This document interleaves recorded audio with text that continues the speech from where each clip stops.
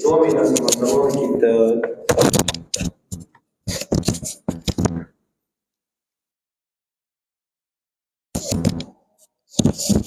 yang kedua, marilah sama-sama kita niat i'tikaf di dalam masjid. Nawaitul i'tikaf fi hadha masjidi sunnatan lillahi ta'ala. Dan yang ketiga, marilah sama-sama kita niat menuntut ilmu kerana Allah Subhanahu wa ta'ala. Muslimin, muslimat, mukminin, mukminat yang dirahmati Allah.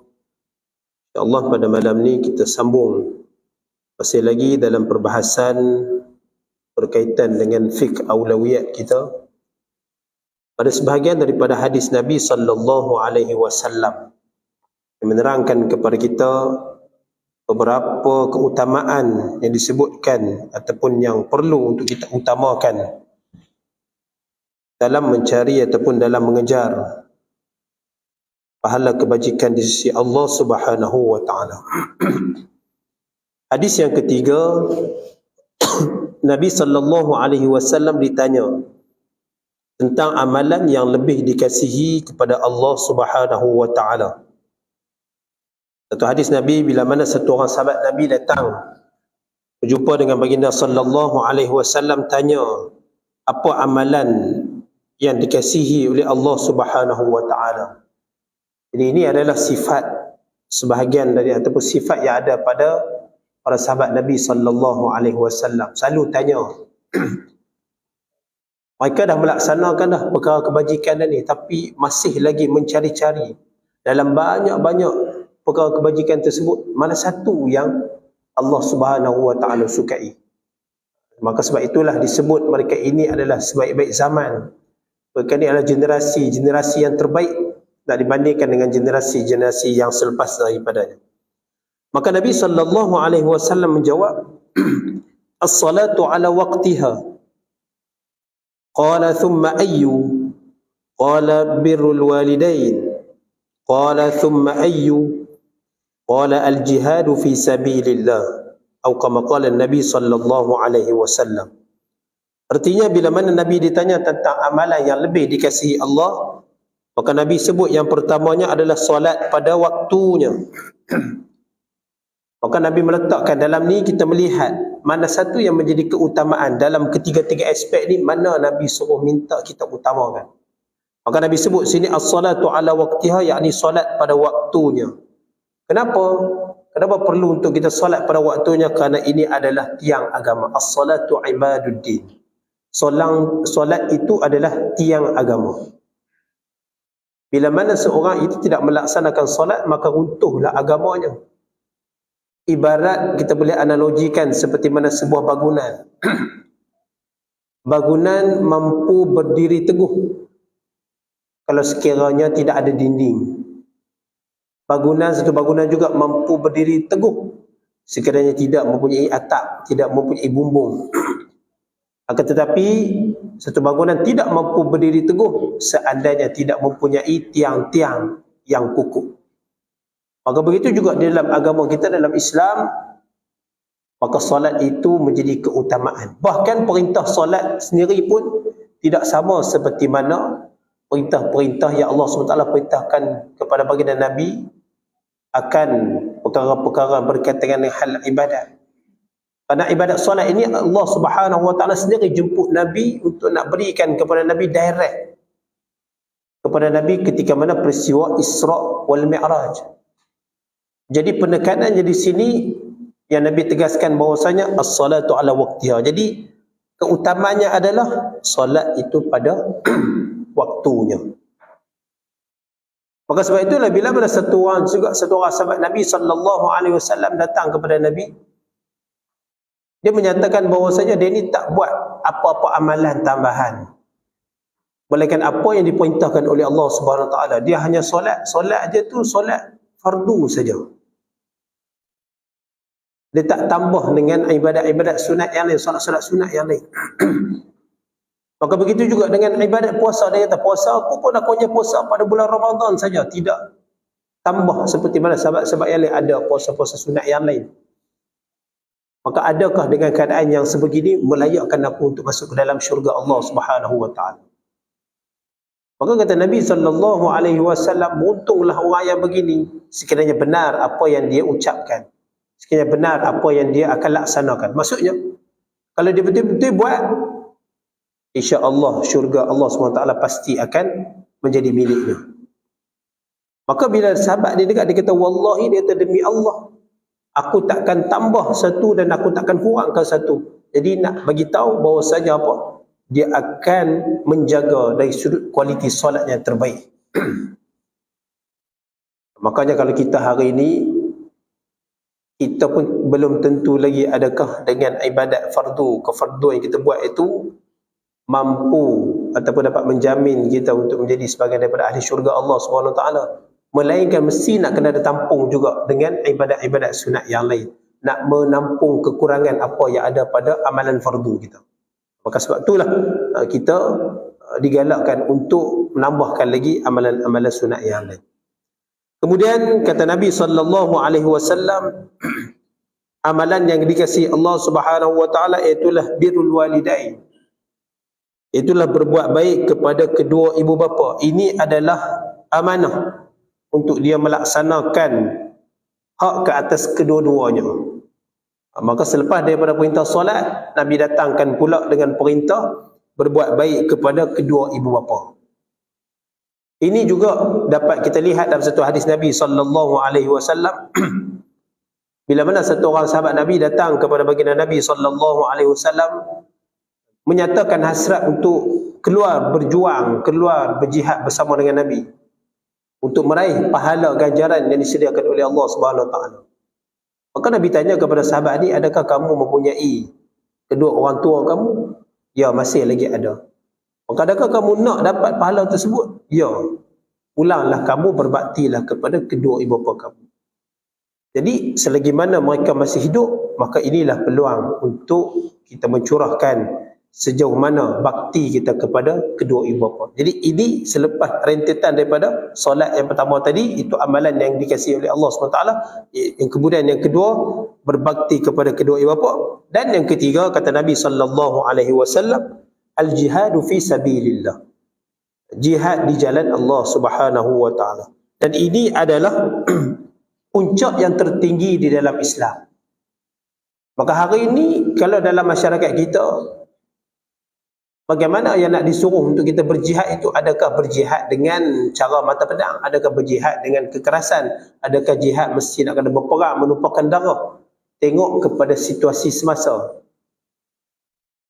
Kita tidak, keadaan sekarang kita tidak berlaku seperti mana yang berlaku kepada saudara-saudara kita di Palestin. Bukan bererti kita cuba untuk nak buat tak ambil peduli. Tak. Tapi tengok pada keadaan semasa. Jadi kalau hari ini, kalau di negara kita, apakah fokus, apakah tujuan, tumpuan utama kita dalam konsep jihad itu? Tak lain dan tak bukan adalah jihad ilmu, jihad dari sudut ekonomi, jihad dari sudut politik. Itu semua jihad. Sebab tu perkataan jihad ini luas, yang mana perkataan jihad ini pun telah pun disempitkan oleh para orientalis barat, sehingga kan menganggap bahawasanya Islam ni didatangkan ataupun Islam ni disebarkan dengan mata pedang. Maka digembar-gemburkan bahawasanya Islam itu ada unsur ekstremis, Islam itu bersifat kejam dan ganas. Sedangkan konsep jihad itu luas. Kita boleh terapkan di setiap peringkat umur, di setiap peringkat golongan manusia. Kalau sekiranya pelajar, apakah konsep jihad mereka? Belajar sungguh-sungguh. Hari ini kita tak terkejut, hari ini rata-ratanya di kalangan pelajar di sekolah menengah dah tak berminat nak sambung pengajian di peringkat tertinggi. Atas alasan apa? Alasannya kata kalau mengaji tinggi-tinggi pun bukan dapat kerja. Sedangkan hakikat mengaji tu, hakikat belajar tu bukan semata-mata kerana nak mendapat kedudukan, nak mendapat tempat, nak mendapat pekerjaan dan sebagainya. Tapi ini adalah tuntutan. Ya Allah SWT turunkan kepada Nabi SAW wahyu pertama, Iqra. Allah tak turun wahyu pertama tu suruh puasa dulu ke, suruh solat. Tak, Iqra, baca. Maksudnya apa?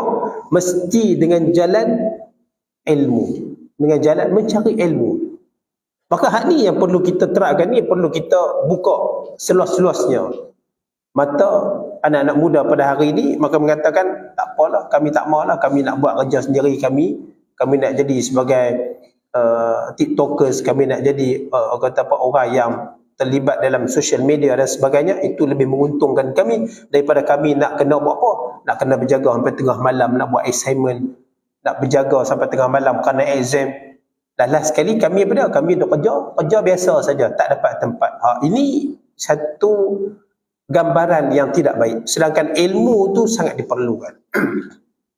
Begitu juga dari sudut ekonomi. Bagaimana jalan nak menghidupkan, bagaimana kita nak menjadikan ekonomi itu, khususnya ekonomi orang Islam, ekonomi umat Islam. Bagaimana cara tindakan kita untuk kita nak menyokong setiap gerak kerja, setiap tindakan dalam nak memajukan lagi ekonomi umat Islam. Maka itu jihad di peringkat kita.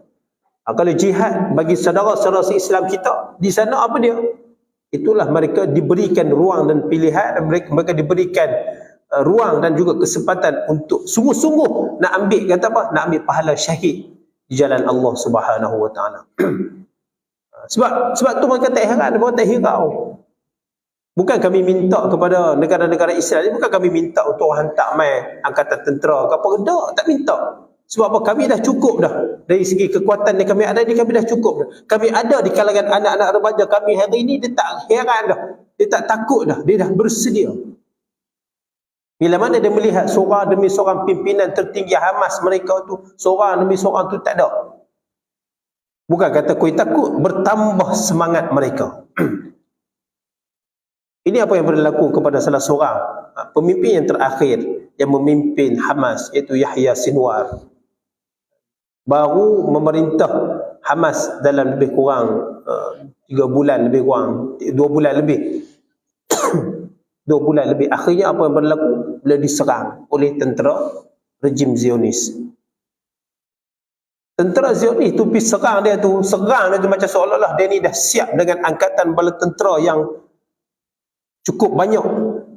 Sedangkan dia seorang diri yang duduk dalam bangunan tu. Bila mana dia digepung di rumah dia tu, mai 3 biji tanker mai ke rumah dia tu, ngadak, tunggu masa arahan untuk ditembak. Kemudian adalah dia buat kesan haba dalam rumah tu, hantar drone dan sebagainya, cek betul sah dia ni ada, dan akhirnya dibom. Bom tu pula hari ni bom bukan terus masuk ke dalam rumah tersebut, besok baru masuk. Nak abang kata betapa pekecutnya tentera Zionis. Esok tu pipi pula bukan tentera masuk, hantar drone pergi tengok, cek dulu betul tak mati. Okey, betul mati. Daripada kematian dia tu selang beberapa hari, di dalam khutbah Jumaat, khatib yang berkhutbah pada ketika itu, dia menyebut dalam khutbah dia kata, semalam aku bermimpi, dia kata. Aku bermimpi berjumpa dengan Yahya Sinwar, dia kata, di dalam taman syurga Allah Subhanahu Wa Taala, bersama dengan beliau kan, yang mendampingi beliau di sebelah kanannya itulah Sayyidina Hamzah, dan juga di sebelah kirinya Sayyidina Ja'far At-Tayyar. Maka dalam keadaan bila Tun Khatib tadi beritahu, salah seorang daripada anak muda yang berada di dalam masjid tersebut juga angkat tangan, dia kata, ya betul, semalam aku mimpi yang sama sebagaimana yang Tuan Khatib mimpi. Aku bermimpi dia berada dalam taman syurga Allah Subhanahu Wa Taala, dan bersama dengan beliau di sebelah kanan Sayyidina Hamzah, di sebelah kirinya Sayyidina Ja'far At-Tayyar. Itu jihad di sana. Sebab itulah jihad tu konsep yang berbeza-beza. Kalau pergi pula di negara-negara yang umat Islamnya umat yang minoriti, bukan majoriti, maka jihadnya mereka apa? Dari sudut pelaksanaan ibadat, dari sudut melaksana atau dari sudut tuntutan mencari makanan-makanan yang halal, maka perkara ni satu bentuk jihad kepada mereka. Maka sebab itulah konsep jihad ini mesti diluaskan lagi. Maka dengan sebab itulah Nabi SAW menyebut 3 perkara ini adalah amalan yang dikasihi oleh Allah Subhanahu Wa Taala. Baik. Maka bila sebut tentang solat di awal waktu, apa hikmah di sebalik kita solat di awal waktu?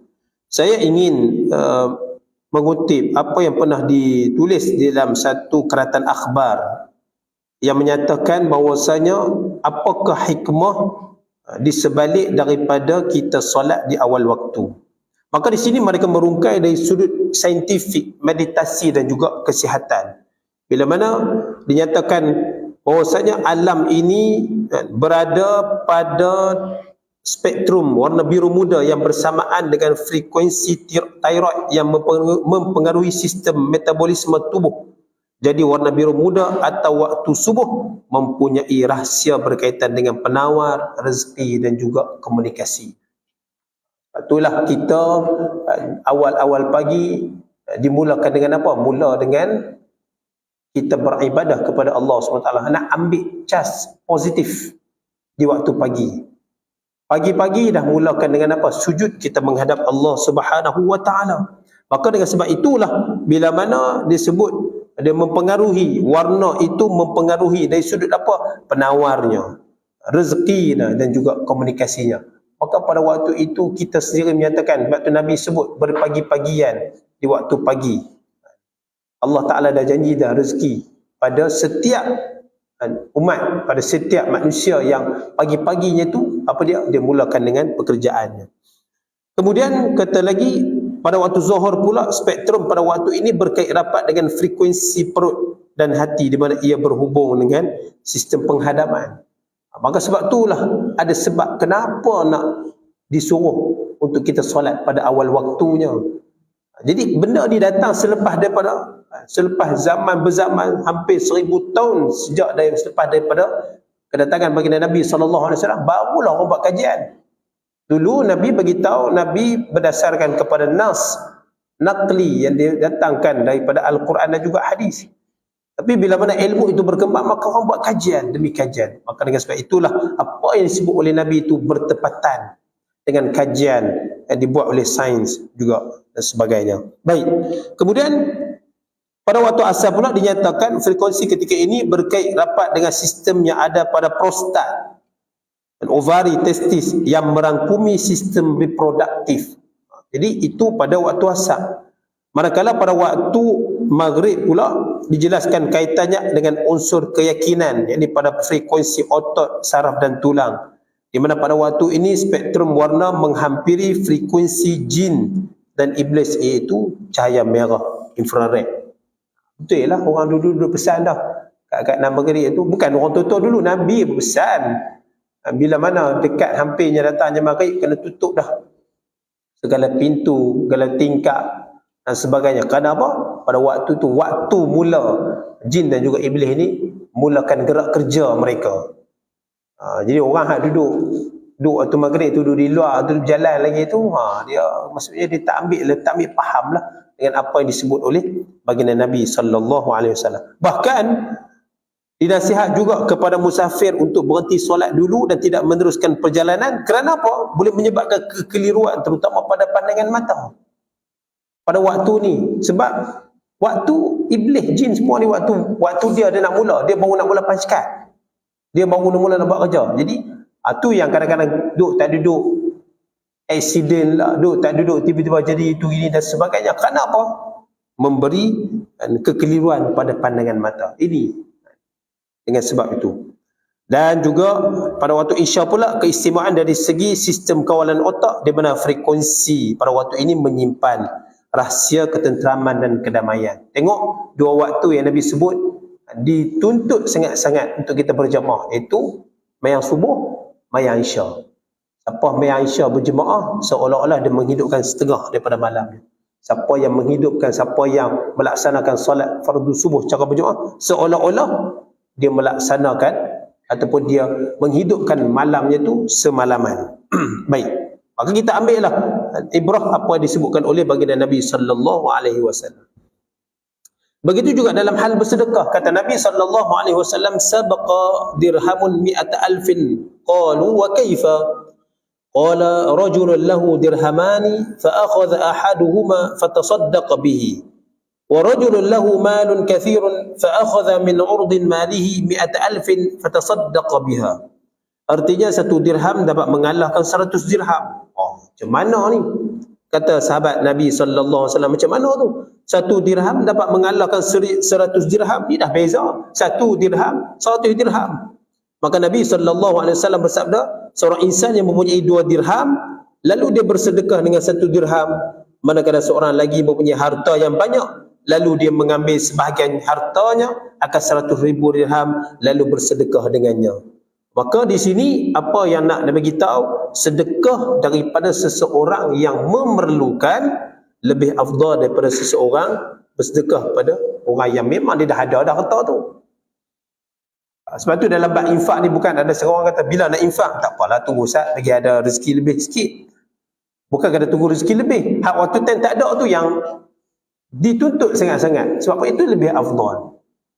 Sebab Allah SWT menyebut alladzina yunfiquna fis sarra'i wad dharra wal kadhimina al ghaidh wal 'afina 'anil nas wallahu yuhibbul muhsinin.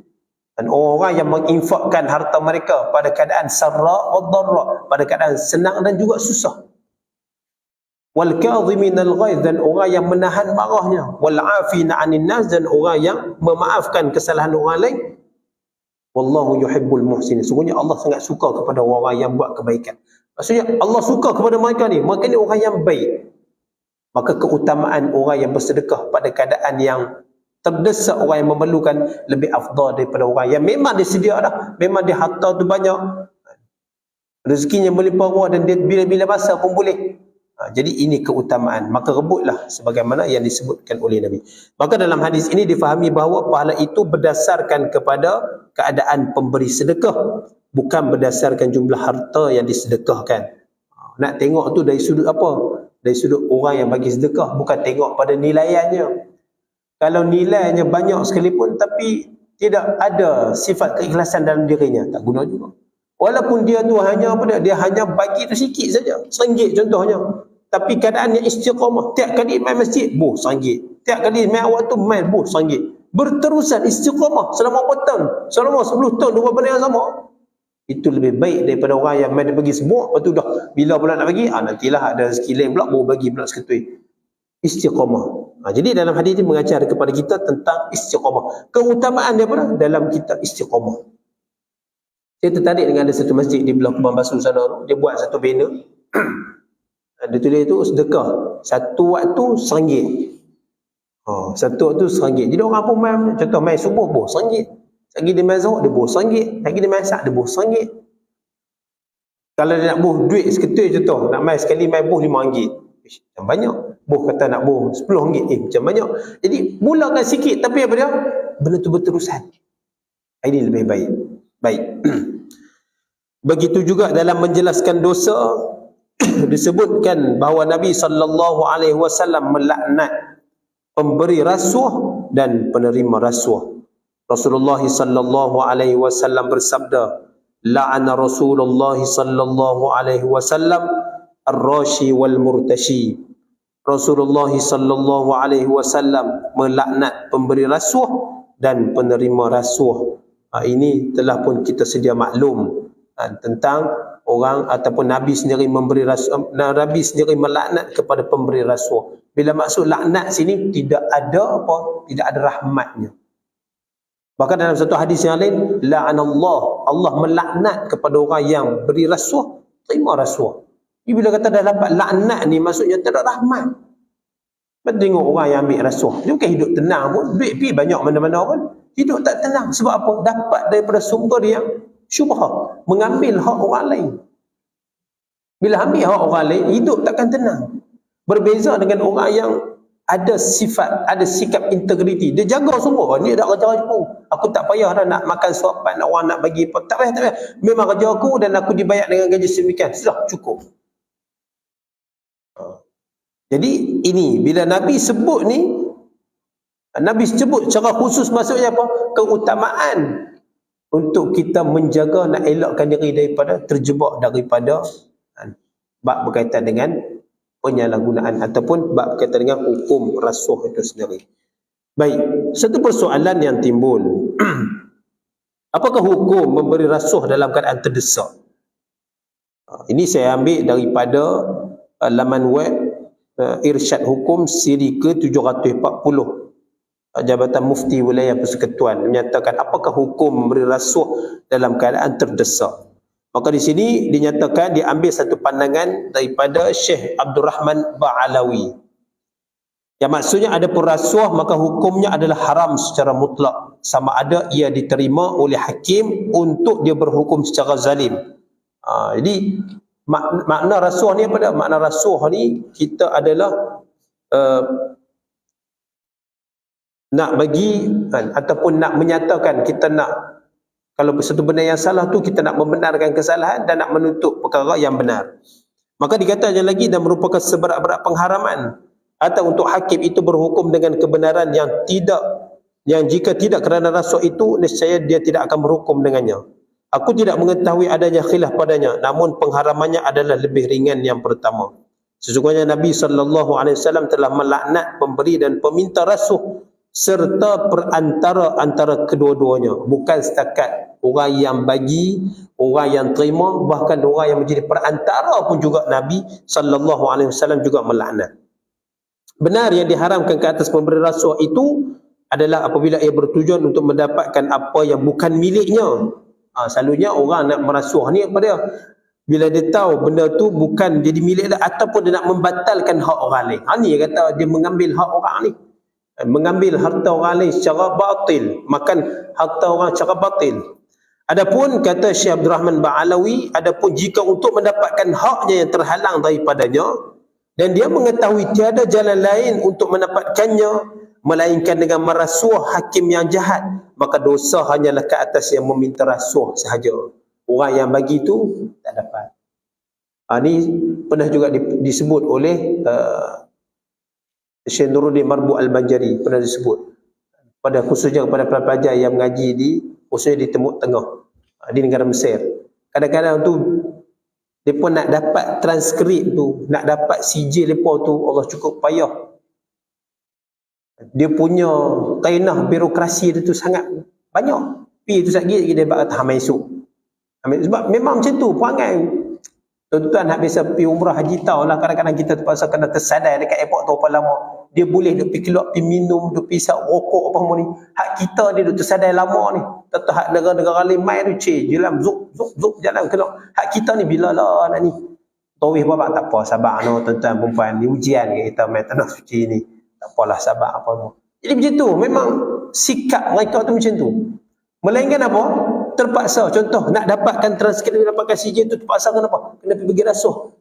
Pergi tu jumpa tu, suar bawah meja tu, suar bawah meja. Dia pun terima, cek tengok, okey, tak apa. Satgi hamil balik dalam masa sejak ini, siap.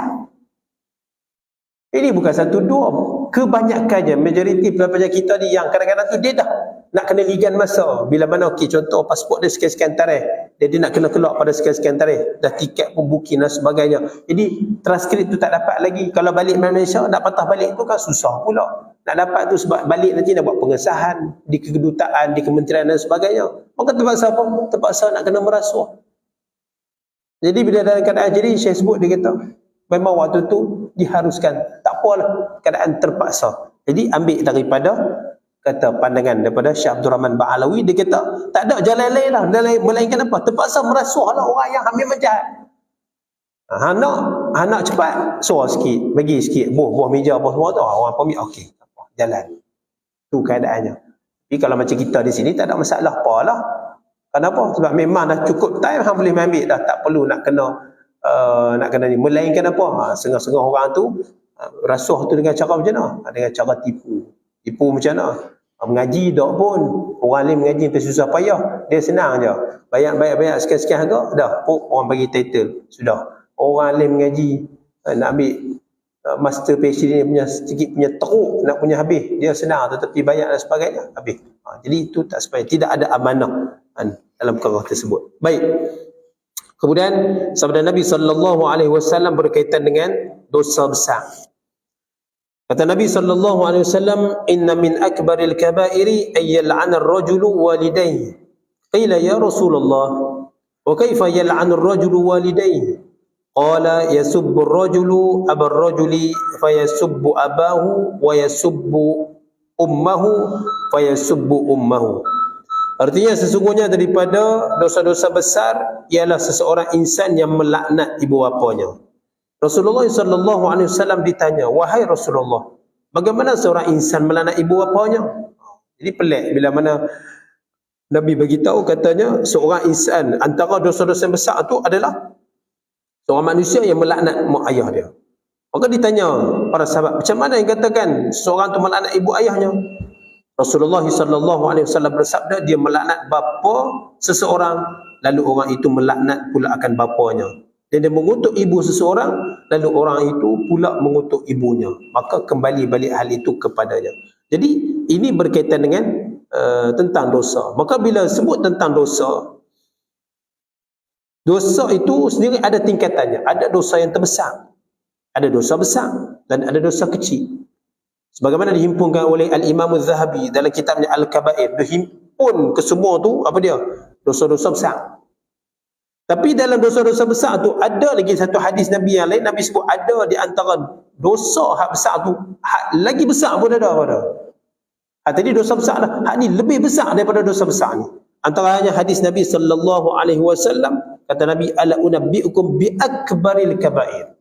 Kata Nabi SAW, mau tak aku beritahu hangpa ni dosa besar yang paling besar? Maka qulna bala ya Rasulullah, kata para sahabat, ya, kami nak tahu apa dosa besar daripada dosa besar yang paling besar. Maka kata Nabi SAW, al-isyraku billah wa uququl walidain wa kana muttaki'an fajalasa qala ala wa qawl az-zur wa shahadat az-zur fama zala yukarriru hatta qulna laitahu sakata. Kata Nabi SAW, antara dosa yang besar, dosa besar yang paling besar ada tiga. Yang pertama al-isyraku billah, iaitulah menyekutu Allah. Yang pertama menyekutukan Allah SWT dengan sesuatu syirik. Yang kedua uququl walidain, derhaka kepada kedua orang tuanya. Waktu Nabi sebut dua benda ni, keadaan Nabi dalam keadaan sandang, dalam keadaan santai. Tapi bila mai yang ketiga ni, kata Nabi, kata perawi dia kata, wa kana muttaki'an fajalasa. Nabi duduk kat atas, tiba-tiba Nabi tegak badan begitu. Nabi sebut apa dia? Ala wa qaulaz zur wa syahadatuz zur. Ala wa qaulaz zur wa syahadatuz zur wa syahadatuz zur. Ala wa qauluz zur wa syahadatuz zur. Sampaikan Nabi ulang-ulang perkataan ini sehingga kan para sahabat ni pada dalam hati ni kami berdoa, minta minta Nabi berhenti dekat tu. Berulang kali Nabi sebut apa dia? Iaitulah perkataan bohong dan saksi palsu. Tadi Nabi sebut dua tadi dalam keadaan okey, nak aku beritahu ada tiga dosa besar yang paling besar. Yang pertama syirik kepada Allah Subhanahu Wa Taala. Yang kedua derhaka kepada kedua ibu bapa. Mai yang ketiga tu Nabi duduk dalam keadaan tu, Nabi beritahu yang ketiga perkataan bohong dan saksi palsu. Perkataan bohong dan saksi palsu. Perkataan bohong dan saksi palsu. Perkataan bohong dan saksi palsu. Berulang kali Nabi beritahu. Orang nak berhabak apa dah?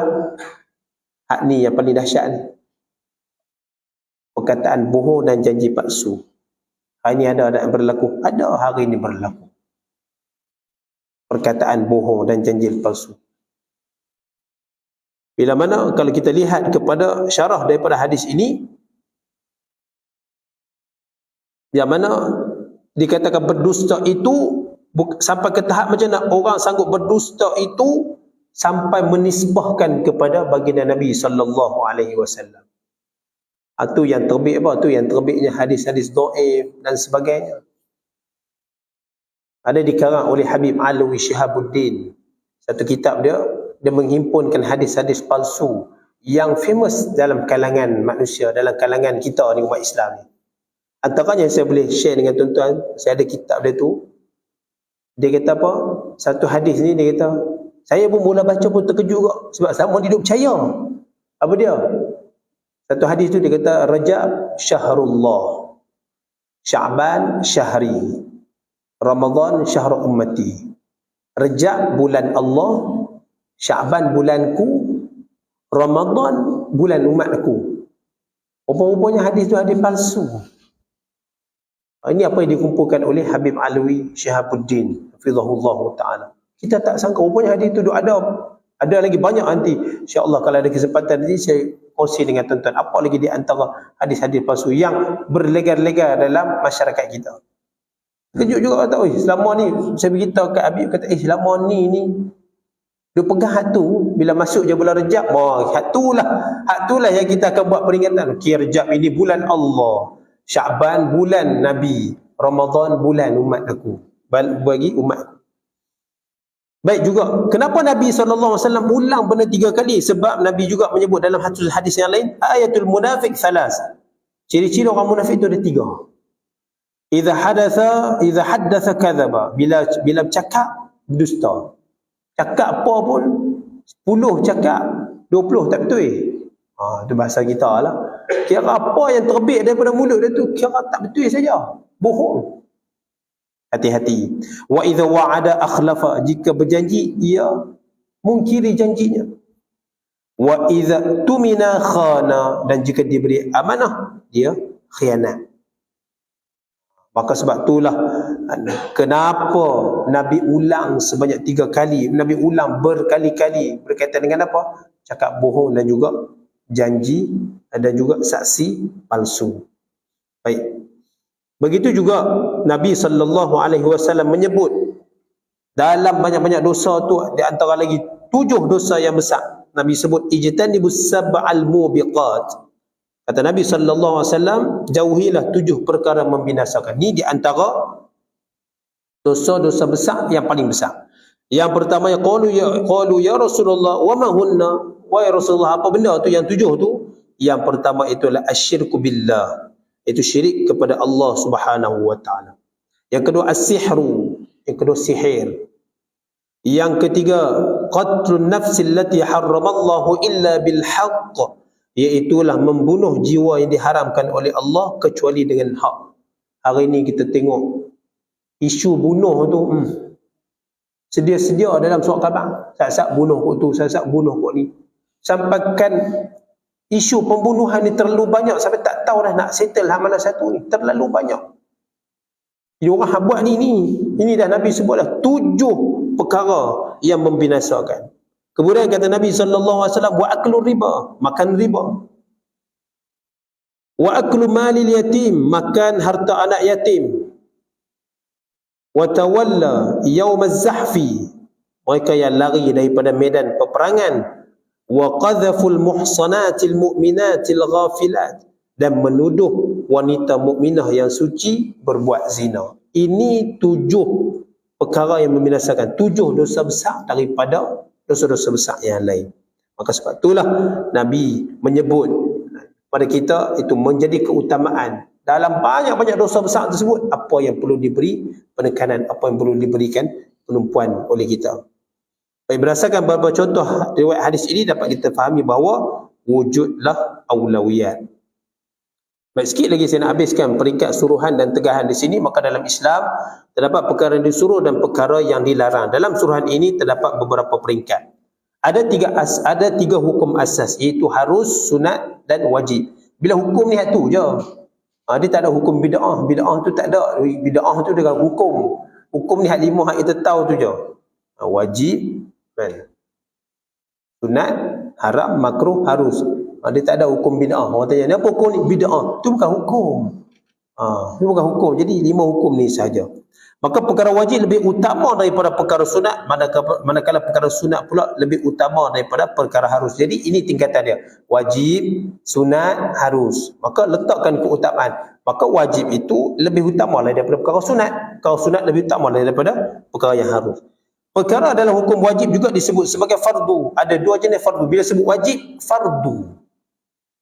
Maka bila sebut fardu ada 2, itu fardu ain dan juga fardu kifayah. Fardu ain adalah kewajipan setiap individu. Wajib setiap individu. Itu tadi saya sebutkan tadi itu. Bab berkaitan dengan jihad ilmu. Sebab Nabi sebut talabul ilmi faridatun ala kulli muslim. Menuntut ilmu tu wajib, faridah, menjadi kefarduan kepada setiap orang Islam. Bila fardu wajib atau bahasa mudah kita kata paksa, kita semayang fardu. Kena paksa. Kalau tak ada kefarduan tersebut, tak semayang kita. Kalau tak ada puasa bulan Ramadan, puasa yang fardu, tak puasa kita. Kalau tak ada zakat, tak keluar zakat kita. Jadi bila ada kefarduan tersebut, jadi paksa kena buat, wajib. Itu wajib ain, wajib yang dituntut setiap individu. Manakala fardu kifayah adalah kewajipan secara keseluruhan. Contoh, jika ada Muslim yang melaksanakan solat berjamaah ataupun dari sudut pengurusan jenazah, maka yang lain tu apa dia? Terangkat daripada dosa. Sebab apa? Masih lagi ada. Tapi kalau satu qaryah tu tak ada langsung orang yang nak buat sembahyang fardu jemaah, satu kampung tu yang akan menerima dosa tersebut. Oleh kerana itu fardu ain lebih utama daripada fardu kifayah. Baik. Kemudian perkara fardu ain pula ada masanya berkait dengan individu dan masyarakat. Fardu ain yang berkait dengan masyarakat lebih utama daripada fardu ain yang bersifat individu. Contoh yang bersifat masyarakat tu lebih penting daripada individu. Contoh jihad, perang, apabila musuh menyerang, ia adalah fardu ain yang berkait rapat dengan masyarakat, lebih utama daripada fardu ain yang berbuat baik kepada ibu bapa. Buat baik pada ibu bapa tu bersifat individu. Hak ni contoh orang nak serang, orang nak mengancam masyarakat yang ada di sini, maka wajib kita mempertahankan. Maka kena utamakan itu dulu. Lebih daripada apa? Lebih nak utamakan ahli keluarga sendiri. Ada setengah orang dia tak suka nak bergaul dengan masyarakat. Nak bermasyarakat tu dia tak mau. Dia kira hai dia je. Aku peduli apa kata, hampa nak apa-apa, hampa buat. Hampa nak kenduri ke, hampa nak gotong royong ke, dia suka hampa kata. Aku cukup dengan duk keluarga aku sudah. Hampa jangan duk kacau. Hampa kacau, hampa jolok sarang tebuan, aku sengat. Lebih kurang macam tu. Tak boleh. Silakan kita bermasyarakat. Maka masyarakat ni perlu. Kena saling memerlukan antara satu sama lain. Begitu juga dalam tegahan syarak terdapat beberapa peringkat, antaranya ialah makruh dan haram. Dari sudut tegahan tadi, dari sudut perkara yang disuruh. Manakala dari sudut tegahan pula ada dua, iaitulah makruh dan haram. Makruh ialah sesuatu yang diberi pahala apabila ditinggalkan dan tidak berdosa jika dilakukan. Contohnya makan bawang mentah. Makan bawang mentah, apa dia hukum dia? Makruh. Kalau kita tinggalkan tu dapat pahala. Tapi kalau buat tak berdosa, bukanlah kata makan bawang tu dosa, tak berdosa. Pasal apa? Contoh bila makan bawang tu mulut berbau, ganggu orang nak mai sembahyang. Makan petai contohnya. Belum mai sembahyang, buh dulu nasi pinggan dengan sembel petai. Mai sembahyang pula kita pun tak ada nak sugi apa mengelok, mengganggu orang yang nak solat di sebelah kita, bau busuk tu. Boleh makan tak? Boleh. Kan kata tak boleh makan, makan lah, tak ada masalah. Cuma eloknya ditinggalkan. Janganlah nak makan petai tu bila nak sembahyang. Balik pada sembahyang nak makan, tak ada masalah. Manakala haram ialah sesuatu yang diberi pahala apabila ditinggalkan dan diberi dosa jika dilakukan. Ini kita makruflah. Sebagai contoh minum arak. Maka perkara haram lebih utama ditinggalkan berbanding daripada perkara makruh. Kena utamakan perkara yang haram daripada perkara yang makruh. Maka perkara haram iaitu dosa terbahagi kepada dua kategori, iaitu dosa besar dan dosa kecil.